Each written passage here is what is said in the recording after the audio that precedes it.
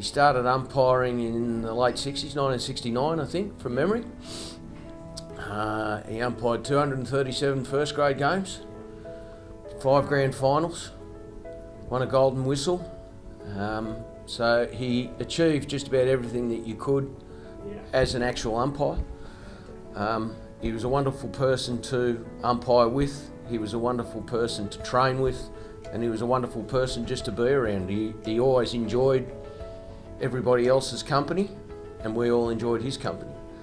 And he was there as an umpire for a long time, and as I said, his company, whether it be at training or on match day, or, you know, we were like the Umpires Association back then was like an extra football club, and we all stuck together, and for want of a better term, we were all teammates.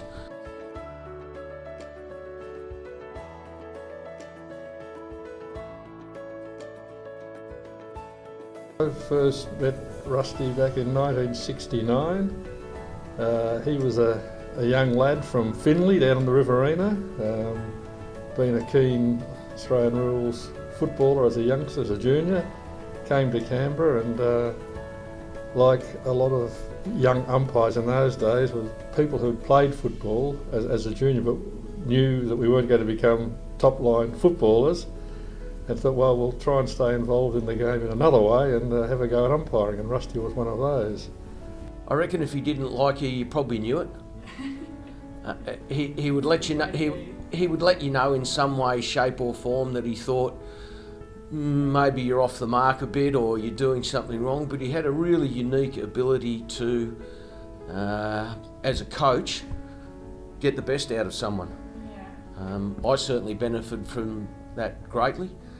And with his partner in crime, or as his brother as he called it, Bob Stacey,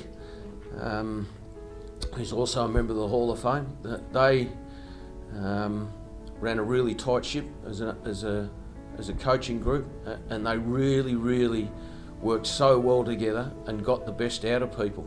It was just a unique ability Rusty had to drive you, to get the best out of you. Wasn't afraid to call things as they needed to be called, and if there was bad news or tough love to be given to somebody about their performances, he was up for that. He didn't shirk any responsibilities, and he told it as he saw it. Not to be difficult, but in instance to help the people he was talking to, the umpires he was talking to, the ones he was coaching, to make them better umpires and better people. And his example was a great example to other young umpires, to how you can achieve by hard work and dedication. During Russell's umpiring time, there were many great players in Canberra. There were also a few that, apart from being great players, were very strong characters, and people that come to mind are Kevin Neal and Cowboy Neal and Phil Carman, who were bigger than life characters, both on and off the field. Their presence was, I think, fair to say, intimidating for some people, for some umpires even, but not for Rusty. He was a wonderful father to John and Carly, but you know, true to his dedication to football. I can remember the day young John, and he's not young anymore, I can remember the day John was born. It was a training night, and Rusty still managed to turn up to training. The fact that he brought Carly with him and sat her in at the change rooms on the benches over at Football Park while he went out and trained, probably speaks to his dedication, I guess. Yeah. I'm not sure that those sorts of things would happen these days in the world that we live in, but that's what happened then, yeah.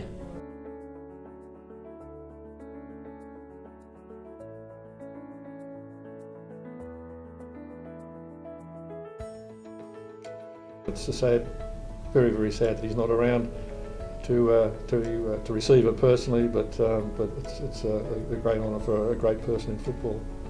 Really interesting to hear the AFL Hall of Fame last week and Malcolm Blight speak about the fact that he thought his heart was a Sherrin. and it just immediately made me think of Rusty. Exactly the same. I reckon Rusty's heart was a sheriff.